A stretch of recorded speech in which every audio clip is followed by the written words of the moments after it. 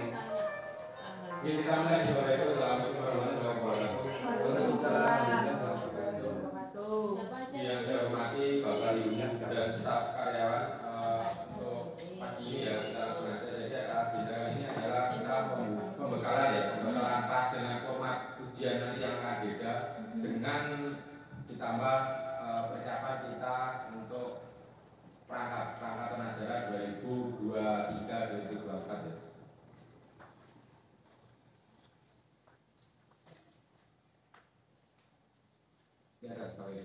Ini sekilas ya, sekilas tentang kita refresh sebentar ya dengan kita untuk kurikulum K13 sama yang kurikulum Merdeka ya. Jadi nanti fokusnya itu kalau K13 itu masih tematik, kemudian kalau yang kurikulum Merdeka itu holistik dan berdiferensiasi. Maksudnya seperti apa? Jadi kalau yang berdiferensiasi itu nanti pada saat proses pembelajaran ya itu kita nggak bisa menyamakan. Maksudnya misalkan tipe anak-anak kan dalam satu kelas itu kan macam-macam.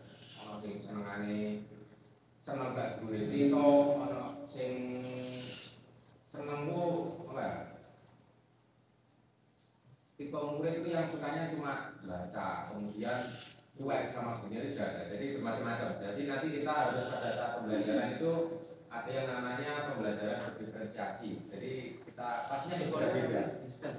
Sebenarnya kalau dalam tanda kutip sih kelihatannya sih berdiferensiasi itu akan ribet pada saat proses pembelajarannya karena banyak anak-anak itu kan ya karakternya kan beda-beda, pastinya berbeda kan bingung seperti apa. Tapi pada saat realitanya itu enggak akan sesulit lah. Kemudian kalau kurikulum Merdeka itu kita kenal dengan yang kemarin itu namanya CP, capaian pembelajaran, ada alur tujuan pembelajaran. Kalau yang K13 itu masih KI sama KD. Kemudian kalau periode pencapaian ada yang namanya tahun, kalau yang K13, kalau yang sekarang namanya fase. Jadi ada fase E itu kelas 1, kemudian yang kelas 2 itu fase F. Mungkin kalau dengan udah punya anak kayak SD, SMP itu ada, kalau SD itu fase A sampai fase B gitu. Kemudian B, C, D itu antara itu ya, ada fasenya. Kemudian struktur kurikulum ada yang namanya JP per tahun plus ketambahan P5. Kemudian kalau yang kurikulum lama itu ada JP rutin per minggu. Untuk pembelajaran, nah ini kalau yang K13 itu kita pakai pembelajaran yang saintifik. Kalau yang lama, kemudian kalau yang baru ini kita pembelajaran berdiferensiasi. Jadi nanti mungkin ada waktu ring kita 1 bulan ini karena Juni sudah ujian, kita mulai coba nanti melakukan pembelajaran berdiferensiasi pada saat ngajar. Waktu kita trial dulu sebelum nanti kita ngajar baru nyoba-nyoba. Nah, nanti kasih tahu gambarnya seperti apa. Kemudian untuk yang terakhir kriteria kenaikan kelas. Kalau kemarin itu ditentukan oleh pusat, kalau sekarang ditentukan oleh guru ya. Jadi sekolah atau guru sesuai dengan kebutuhan itu yang menentukan. Kalau guru itu ada yang namanya ujian sekolah dan harus lulus karena dari nilai. Kalau sekarang dihibahkan ke kehibahkan, ditentukan oleh sekolah lulusnya ini. Jadi kayak kemarin ada kasus itu ya gurunya yang berhak ya lulus atau enggak. Kalau disesuaikan dengan kebutuhan tau.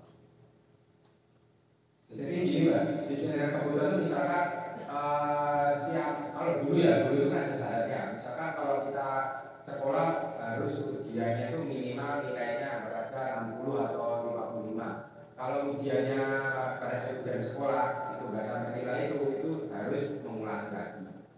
Nah kalau sekarang itu sesuai kebutuhan itu maksudnya guru atau lingkup sekolah itu yang punya kewenangan. Oh misalkan dari sekolah ini enggak berpatokan cuma hanya pada nilai, bisa dilihat dari aktivitas anaknya seperti apa, itu kan kewenangan sekolah. Itu yang bisa menaikkan atau meneruskan anak di kelas 3 seperti itu. Jadi kalau kemarin kita kan kesepakatan punya rapat minggu kemarin kan ada syarat-syaratnya, misalkan anak itu dari sisi akademik sudah lulus, tapi si anak masih belum lulus hafalan, kemudian ada persyaratan tugas belajar bersama ya biasanya seperti itu. Jadi kayak sekarang misalkan di sekolahnya putranya jenengan itu sekarang faktor lulus sama nggak lulus itu tergantung dengan sekolah. Jadi nggak ada dari pusat mendoktrin kalau nilainya sekian tidak lulus juga. Sekarang tergantung pada kebijakan sekolah masing-masing. Mulai paling kemarin gitu. Kayaknya ya mulai kemarin sudah mulai. Nih, saya minta bagi jadi untuk pengelolaan hasil raport itu ada dua. Jadi yang pertama formatif sama sumatif, kemudian ada yang berupa angka kuantitatif sama yang narasi. Ini sudah kita mulai semester kemarin, pakai juga. Yang maksudnya kuantitatif itu nilainya di raport itu ada angka sama deskripsi. Nah itu yang kualitatif itu narasi deskripsi. Kemudian untuk jenisnya raport itu ada formatif, ada sumatif, itu seperti ini. Ya, untuk asesmen sumatif itu deskripsinya seperti ini. Dilaksanakan secara periodik setiap selesai satu atau lebih tujuan pembelajaran. Jadi misalkan kalau yang sekarang ya, kayaknya namanya kan CP. Satu CP itu Bapak Ibu sudah bisa melakukan penilaian. Dan nantinya di kolom raport itu ada TP1 atau TP1 atau TP1, TP2, TP dan seterusnya. Itu namanya sumatif. Jadi dalam satu tujuan pembelajaran itu sudah selesai bisa melakukan. Misalkan misalnya ada satu pembelajaran, kalau misalkan bahasa Indonesia, satu topik aja loh. Bahasa Indonesia. Materi apa? Proposal. Ya, misalkan proposal. Jadi pada saat pembelajaran rupanya proposalnya sudah selesai. Jadi bisa melakukan asesmen sumatif atau ujian dan melakukan ujian. Untuk penilaiannya nanti sebenarnya ada 4 ini ya. Jadi di KPKP misalkan ada yang perlu bimbingan cukup baik dan sangat baik. Untuk nilainya ini bebas 0 sampai 60 atau berapa ya jelas dibagi jadi 4 kriteria. Yang nilainya itu disesuaikan dengan guru mapel masing-masing. Ini bentuknya seperti ini. Jadi kemarin contoh yang ada di rapor. Jadi yang namanya kualitatif atau berupa angka seperti ini ada angkanya, kemudian ada yang satunya berupa narasi. Nah, yang satunya seperti ini ya, TP1, TP2, TP3. Jadi di rapor Bapak Ibu yang kemarin dikerjakan itu ada TP1 misalkan materi ini sudah selesai, jadi bisa masukkan sumatif pertama, 2 dan seterusnya. Ini nanti kan jumlahnya misalkan dalam 1 semester itu ada 8, udah. Nanti di sini dikerjakan siap TP itu apa? Terus akan dikerjakan 1 semester itu. Nah, kemudian selanjutnya yang formatif itu apa? Ini asesmen yang tujuan untuk memberikan informasi atau umpan balik bagi pendidik atau peserta didik untuk memperbaiki proses belajar. Ini biasanya nggak masuk ke penilaian yang formatif. Jadi misalkan Bapak Ibu guru pada saat selesai pembelajaran itu ada yang refleksi. Nanti ditanya, paham nggak? Mana pembelajarannya nggak paham? Atau itu kan secara umum? Atau mungkin Bapak Ibu bisa membuat tabel apa untuk menilai anak-anak pendidik. Jadi yang dirasa kurang perbaikan itu apa? Tetapi ini tidak masuk untuk penilaian asesmen formatif. Cuma untuk memberikan informasi atau umpan balik dari pendidik atau peserta didik. Jadi misalkan kalau si A ternyata masih kurang maksimal, atau bahkan si A sudah bagus tapi kita bisa melakukan penilaian atau memilih materi yang lebih bagus. Ini contoh nilai raport yang kuantitatif ya tadi. Seperti ini bagi. Jadi sumatif lingkup materi ini ada di TP-nya itu. Jadi misalkan dalam 1 semester ada beberapa materi yang selesaikan. Kemudian selanjutnya di sini ada sumatif akhir semester itu yang pas. Sebenarnya kalau di sini itu nggak ada APS, nggak ada jadi satu, cuma satu kok ini. Kalau tes sama ya ini rata-ratanya ya. Nilai sumatif akhir itu rata-rata dari tes sama tes. Kemudian untuk nilai rapor itu rata-rata dari nilai sumatif ditambah dengan nilai sumatif akhir semester itu dibagi 2. Jadi porsinya yang sumatif yang nilai harian itu sekarang besar. Ya hampir sama sih dengan nilai porsinya pas.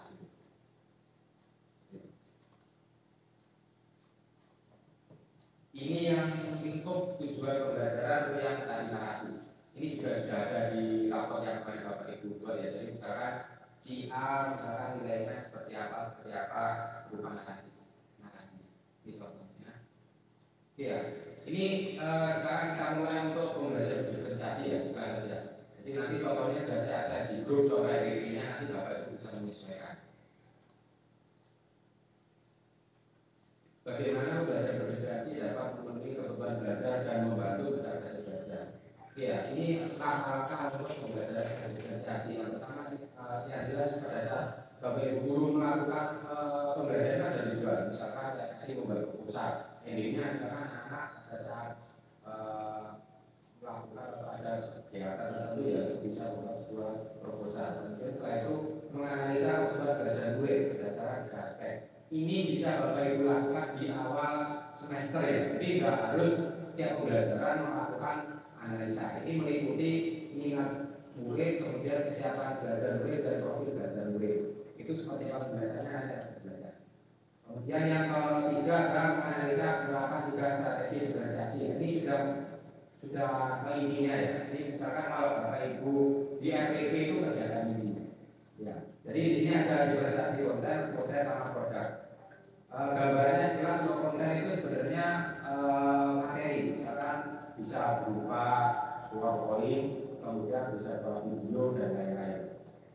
Kemudian periksaan RPP pelaksanaan diferensiasi ini. Ya. Yang pertama tadi akan ada 3 poin. Yang pertama kesiapan belajar. Nah, di sini ada untuk kesiapan belajar mulai itu bisa kita melalui interview. Anak-anak itu sukanya misalkan ada yang cepat atau yang lambat. Ini nanti kita akan ternyata ada singkat itu pada satu kelas ada yang slow, ada yang dia itu cepat kalau di matematika biasanya kalau di pelajarannya itu kan beda. Kemudian di sini ada yang sukanya konkret, ada yang abstrak. Konkret itu kayak real. Jadi misalkan kayak rumusnya langsung to the point lah. Kalau abstrak itu masih umum. Jadi ada tipannya itu sukanya dikasih kayak general. Kemudian ada yang terstruktur sama terbuka. Terstruktur itu mungkin tipanannya itu runtuh. Gak bisa kalau pembelajaran ngobrol atau komunikasi tugas itu gak bisa. Jadi harus dikasih pendahuluan. Itu beda-beda. Kemudian di sini ada minat murid. Nah, minat murid itu macam-macam. Jadi Bapak Ibu nanti bisa protek anaknya dulu ya di awal pembelajaran. Maksudnya di awal pembelajaran itu bukan setiap pembelajaran di semester awal. Jadi misalkan pada saat mau pengajaran baru itu di awal-awal itu coba dilakukan apa menganalisa kebutuhan anak. Jadi anak-anak kayak kemarin itu Bu Lala kan sudah melakukan tracing bakat minat ya. Itu sebenarnya bisa kita ambil juga. Kan kita bisa melihat karakter anak-anak itu nanti visual, kognitif atau psikomotorik juga. Jadi pada saat Bapak Ibu pembelajaran itu sebenarnya itu nggak boleh disamaratakan anak kamu harus presentasi semua itu nggak boleh. Ya, jadi ada tipe anak yang sukanya praktek terus. Kamu pada saat nanti itu di versi konten ya, itu bisa berupa presentasi. Anak-anak suka ngoceh gitu presentasi, anak-anak suka praktek juga praktek seperti itu. Itu yang sekilas tentang diferensi produk. Kemudian di sini ada profil belajar murid, ada lingkungan belajar. Ada di mana yang suka kebisingan, maksudnya dengan misalkan nyetel musik ya, itu boleh sebenarnya sekarang itu. Tapi ya jangan keras-keras. Ada yang tipe anak yang memang benar-benar suka tenang, jadi pembelajarannya harus nggak boleh dengan kerannya.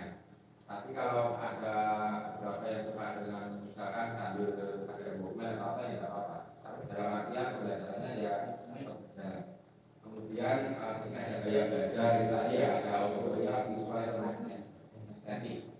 Ini bisa Bapak Ibu terapkan di awal pembelajaran. Nah, seperti ini untuk yang sudah inti, kalau di APP ya, nanti masuk ke inti itu diferensiasi konten. Ini yang pertama itu Bapak Ibu bisa dari video ya, teks atau mungkin job sheet kalau yang itu produktif, kemudian rekaman atau presentasi. Itu yang diferensiasi konten. Biasanya Bapak Ibu sudah melakukan, tapi biasanya bahasanya kan masih asing. Jadi biasanya Bapak Ibu kan pada saat awal pembelajaran menampilkan PowerPoint. Nah itu diferensiasi konten. Selanjutnya diferensiasi proses. Nah pada saat diferensiasi proses itu sebenarnya Bapak Ibu juga sudah melakukan. Ini adalah proses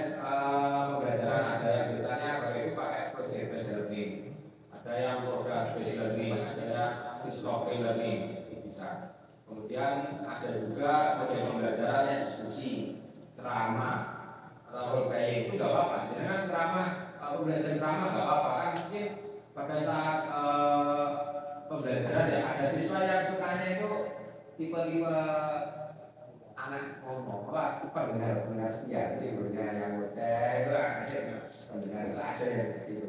Ada di mana yang gurunya ceramah itu malah tidur. Ya, jadi pada saat itu kan kita tetap ceramah dengan memfasilitasi orang-orang tipe anak yang ceramah itu, tapi ya tipe anak yang nggak suka ceramah kita kasih langsung ngobrol atau jokes itu seperti itu.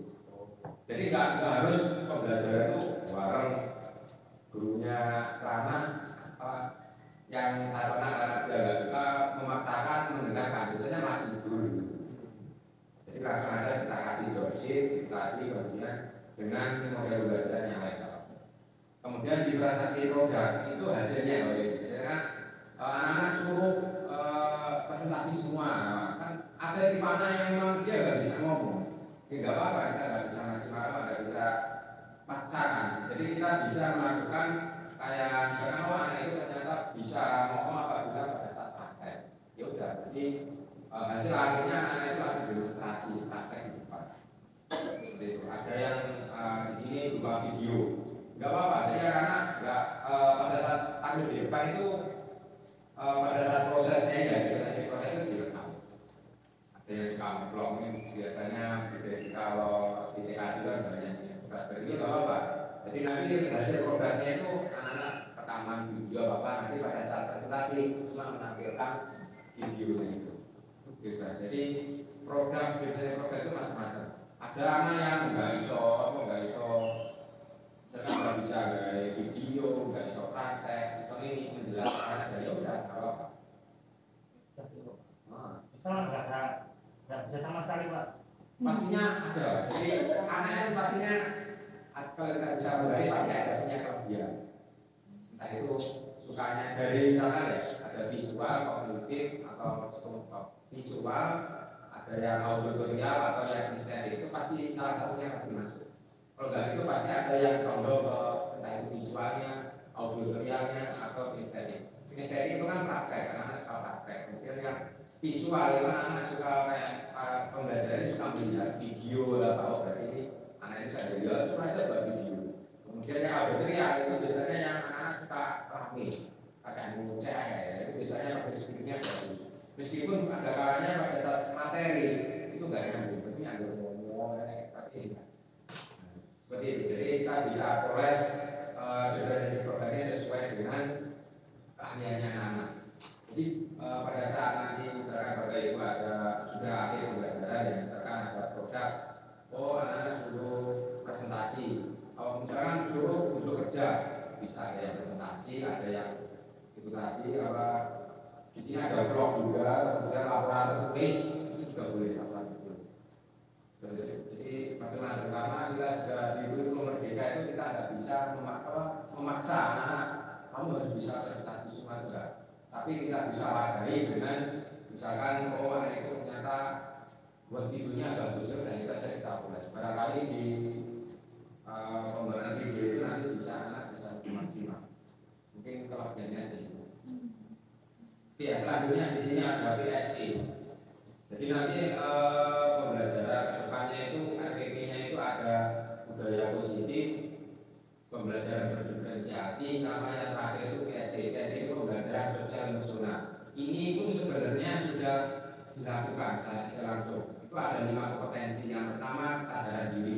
Ini di RPP itu harus sudah masuk. Maksudnya nanti pada saat pelaksanaan pembelajaran ya jangan langsung bilang sore ini waktunya kegiatan kesadaran diri. Jangan. Maksudnya kesadaran diri itu secara tidak langsung anak-anak itu sadar. Misalkan anak-anak melakukan proses berdoa, itu kan tanpa harus guru ngomong itu biasanya anak sudah siap gerak berdoa mulai kesadaran diri. Salah satunya. Kemudian pengelolaan diri itu maksudnya anak-anak nggak harus nggak harus diomongkan kamu harus kerjakan, nggak harus rame. Itu kalau pada saat proses pembelajaran dengan tanpa harus bilang itu anak-anak sudah bisa diam, itu sudah poinnya masuk secara tidak langsung. Selanjutnya ada kesadaran sosial, keterampilan berrelasi. Keterampilan berrelasi itu pada saat proses misalkan diskusi pada diferensiasi, ya proses itu kan ada misalkan diskusi ya. Nah itu anak bagus pada saat ya aktif lah, itu masuk di sini relasinya bagus. Kemudian ada pengambilan keputusan bertanggung jawab. Misalkan pada saat ada sesi tanya jawab diskusi itu anak-anak ada yang aktif. Itu kan dia kan maksudnya pengambilan keputusan itu dalam kelompok, dia itu mewakili kelompok untuk menjawab pertanyaan itu sudah muncul poinnya. Ya, nanti akan lebih jelas di MPP. Ini kalau ada kesadaran sosial, keterampilan berrelasi, kesadaran diri, pengelolaan diri, pengambilan keputusan. Ini sebenarnya ada tahap-tahapannya. Nanti kalau saya jelaskan itu panjang, ini ada di mobilnya. Ini secara singkat di PSC itu ada 5 ini yang harus sebisanya juga harus semua ada. Itu ada di proses pembelajaran Bapak Ibu semua. Jadi ya pengelolaan diri itu ada teknik stop namanya. Teknik stop itu misalkan kalau Bapak Ibu pada saat pembelajaran khususnya mendekati jam 12 pastinya ngantuk dan lain-lain itu ada langkah baiknya Bapak Ibu melakukan teknik stop. Stop itu cuma ambil nafas kemudian keluarkan. Kalau nggak itu ada yang namanya breathing. Nah ini Pak Mani jatuh breathing. Kalau bingung breathing itu apa ya dengan bawa es kemudian apa minum dulu. Jadi yang namanya breathing itu istirahat sejenak biar fresh. Atau dengan biasanya ada anak-anak berinteraksi banyak breathing. Nah di sini contoh-contoh istilahnya pembelajaran secara personal sadar diri, memahami, menghayati dan pengelolaan emosi. Kemudian pengelolaan dirinya tadi ada penetapan mencapai kesimpulan, kesadaran sosial, kesadaran kesimpulan, kemudian keterampilan membangun relasi, membangun dan berpendapat dengan positif. Selanjutnya pengambilan keputusan saya.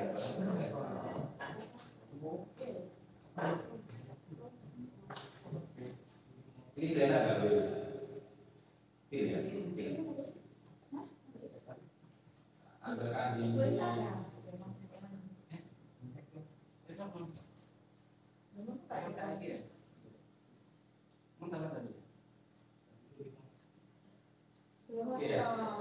jadi APP-nya Bapak Ibu nanti kurang lebih seperti ini ya. APP-nya ini ada di yang saya kasih tadi ya. Ini hampir sama dengan kemarin Bapak Ibu yang di turun kita baca ya. Ini ada masalah deskripsi kelas saluran waktu. Ini fase yang bisa jelaskan ya. Untuk kelas 1 itu fase E, nanti yang Bapak Ibu ngajar mengambil kelas 2 itu fase F. Kemudian profil belajar Pancasila ini tetap kita masukkan karena mau nggak mau kita harus dengan P5 nya itu sekarang itu sebagai pembelajaran ini tergantung Bapak Ibu mau project based learning mau problem based learning terserah metode pembelajaran. Ini ada presentasi kemudian bentuknya penilaian ada kognitif ada non kognitif diagnostik dan lain-lain. Ini silakan Bapak Ibu sendiri ada di Word ya fleksibel. Kita belajar tadi ya. Jadi nanti yang membedakan seperti Bapak Ibu ini kolomnya tambah banyak lagi. Jadi kegiatan belajaran yang jelas ada pendahuluan itu sama penutup itu pasti. Kalau kita sebelumnya ini cuma ada 2 intro, 3 ini tahap rangka belajaran sama alokasi waktu. Sekarang kita tambah dengan profil belajar Pancasila sama KST-nya. Nanti pembelajaran berdiferensiasi akan ikut di dalam KNDS. Jadi di sini nanti ada profil belajar Pancasila yang ada 5 itu, mesti ingat Bapak Ibu. Ada lagunya sebenarnya. Yang pertama ada bagaimana pertama, kemudian ada penerapan kritis, selanjutnya ada kreatif, kemudian ada gotong royong, terakhir mandiri, yaitu Bapak Ibu.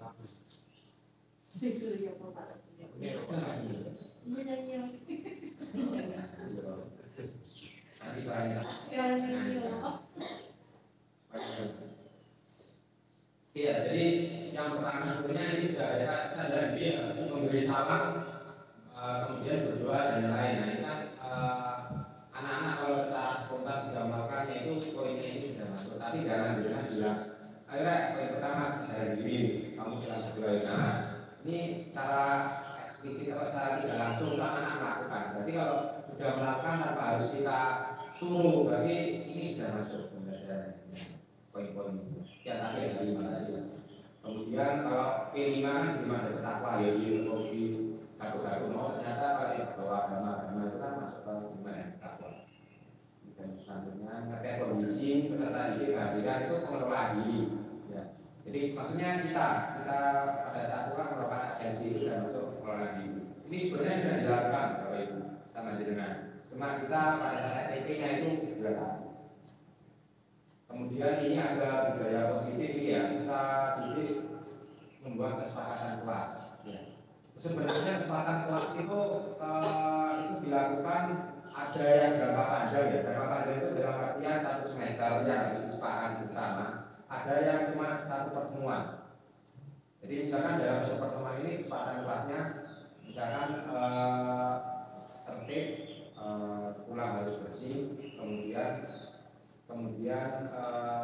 tidak boleh ada yang kilometer dan sebagainya, pokoknya hal yang positif kesepakatan kelas itu. Misalkan nanti selesai pembelajaran tugas harus selesai kesepakatan kelas. Jadi ada yang namanya budaya positif di situ. Selanjutnya di situ ada pendapat kritis, itu guru mengajukan pertanyaan pemantik. Misalnya kalau Bapak Ibu guru ada persepsi. Jadi saat ini inti pembelajaran itu Bapak Ibu guru biasanya mengaitkan. Kalau biasanya atau Bapak Ibu melakukan itu namanya persepsi atau mengaitkan pembelajaran sebelumnya. Itu kalau di P5 itu masuk pendapat kritis. Jadi anak-anak itu sebelum pembelajaran itu nyambung nggak? Misalkan kalau di TKR itu sebelum masuk ke engine ya itu dikaitkan apa Pak?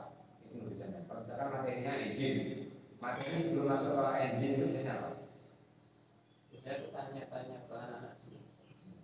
Misalkan Itu ya saya jadi itu ada baca. Ya kalau itu salah satunya. Jadi melihat anak-anak itu sejauh mana coba itu namanya apresiasi. Ya, kita baru diserahkan. Kemudian kita sudah masuk ke inti. Ini tidak saya jelaskan semuanya karena ini sudah pada kita tahu. Ke inti ini sudah masuk ke diferensiasi konten. Konten itu Bapak Ibu menampilkan apa? Video atau menampilkan kayak tadi teks atau Bapak Ibu ceramah, terserah bebas.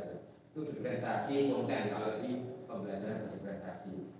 Ya, kita sesuaikan. Kemudian di sini kalau ini saya contohkan itu pakai project based learning. Jadi di sini ada kita identifikasi masalah dulu, sebenarnya kritis kesadaran diri, sampai nanti ini ya setelah itu ada masalahnya diketahui diferensiasi proses. Dalam pembelajarannya nanti tipe anak kan ada yang suka diskusi, ada yang suka kelompok, ada yang suka individu. Bebas. Kalau misalkan anak sukanya individu ya udah pelajarannya berdasarkan sendiri nggak apa-apa. Sampai ada tipe anak yang sukanya itu boleh bolong, ya harus bisa malah. Itu biar nggak apa-apa. Berarti tipe anak yang sukanya kelompok, nggak apa-apa. Jadi beda apa. Itu nanti masalah kesadaran sosial dengan selanjutnya ini saya percepat untuk melakukan diferensiasi konten. Jadi misalkan itu prosesnya tadi sudah selesai, kan anak-anak biasanya melakukan bekerja. Jadi ada yang kayak tadi presentasi, ada yang bisa buat video, ada yang langsung praktek di depan, ada yang cuma dia pakai teks tulis, itu nggak apa-apa di depan. Di sini nilainya kan bisa masuk bergotong royong karena dia kelompok maju ke depan itu, kemudian kreatif karena dia mungkin membuat, ada yang membuat vlog atau membuat demonstrasi, ada kemudian berhasil. Untuk yang KSE-nya keterampilan berrelasi. Jadi berrelasi itu ada anak itu dalam melakukan pengajaran diskusi itu kan kalau enggak dia bisa berrelasi pasti nggak akan berjalan. Selanjutnya juga penutup itu misalnya di sini memberikan refleksi terhadap kegiatan yang sudah dilakukan. Jadi nanti Bapak Ibu melakukan sebelum penutupan ya itu refleksi atau untuk menyimpulkan, atau biasanya setiap kelompok itu membuat apa ya, mind map biasanya kalau yang sering digunakan. Mind map itu pembelajaran apa sih yang sudah dilakukan pada saat hari ini, bisa berupa gambar, kan kehidupan itu tidak beda. Biasanya anak itu pada saat pembelajaran itu supaya cepat paham itu cuma gambar-gambar. Jadi intinya kalau misalkan engine ya gambar mesin, ini gambar robot atau apa. Jadi nanti dia bisa menjalankan sendiri. Oh, pada saat misalkan overhaul prosesnya seperti ini. Itu tanpa harus ditulis cuma berupa gambar-gambar bisa. Jadi pembelajaran itu nggak harus anak-anak suruh tulis semua itu kan. Kalau bisanya cuma gambar-gambar ya apa?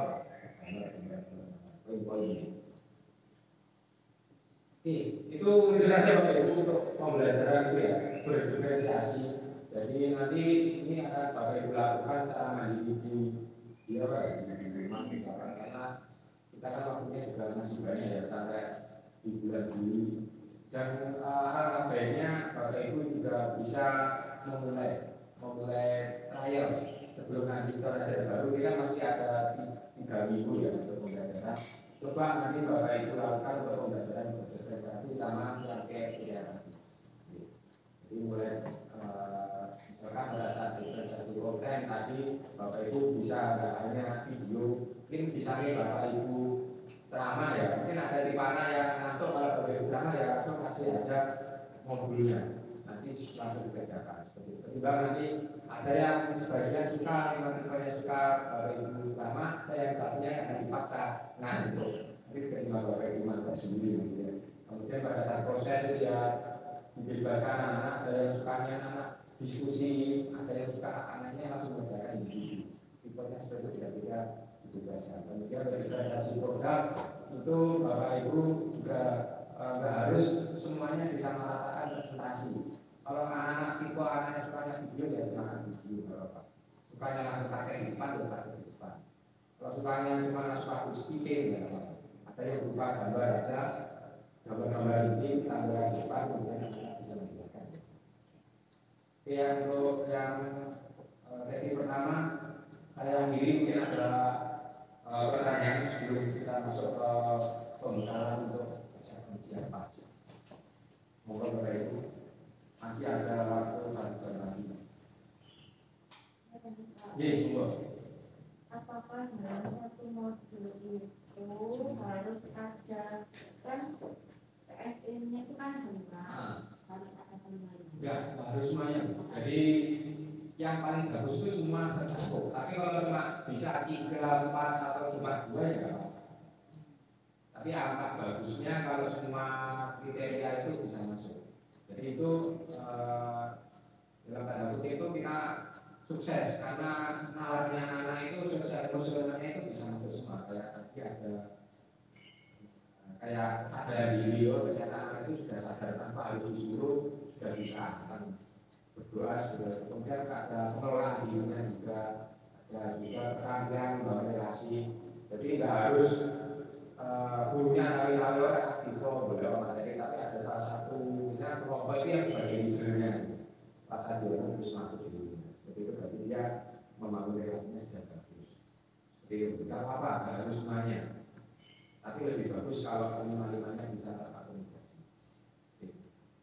Monggo Bu Jess, Pak Jo, Bu Eva, Pak Begi mungkin ada tanyakan, Pak. Ini saya harapkan nanti bisa mulai kita terapkan ya. Meskipun RTP-nya nggak usah sekarang selesai kalau ini kan targetnya kita kan RTP-nya untuk pelajaran baru. Tapi proses pembelajarannya coba di trial. Kalau misalkan PSS atau bingung ya diferensiasi aja ya. Diferensiasi ya konten, proses sama produk. Nah, kontennya itu nanti kita nggak harus semuanya kita modelnya sama ya. Kita sediakan jauh kalau materinya ada di buku atau ada di video. Kan di mana anak kan beda-beda. Tapi lebih enak kalau kita di awal itu sudah memetakan.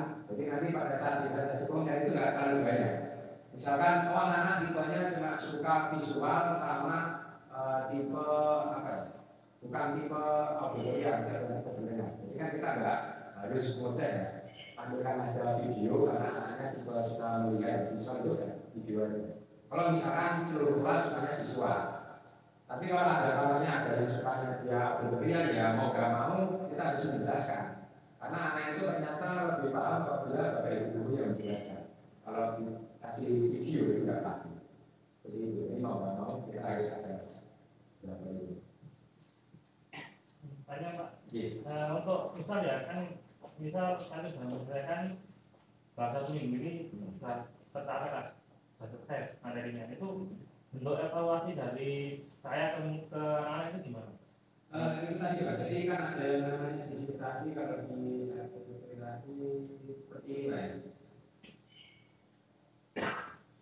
Nah ini, nanti kan jangan pastikan dismati Pak ya. Jadi satu tujuan atau satu pembelajaran atau OS atau TP kalau di sini ya, itu sudah selesai. Itu untuk model evaluasinya terserah juga. Bisa kayak tadi diferensiasi programnya ya. Intinya di program ternyata dengan nanti untuk mengambil nilainya dari presentasi. Ada yang suka presentasi. Ada yang lainnya memang misalnya praktek ya masuk praktek ya nilai. Sudah selesai gitu. Jadi harus sama semua berarti ya? Apa? Harus sama semua karena kita akan karakter anak itu beda-beda dan kita tidak bisa memaksakan. Anaknya yang bisa praktek misalkan disuruh presentasi ya nggak bisa. Tapi sedikit-sedikit anak-anak belajar presentasi untuk belajar itu nggak apa-apa. Tapi kita nggak harus memaksakan anak-anak untuk menyamakan semua hasil akhirnya. Dan biasanya pada saat diferensiasi produk itu kita nggak harus dari hasil akhirnya, tapi dari prosesnya.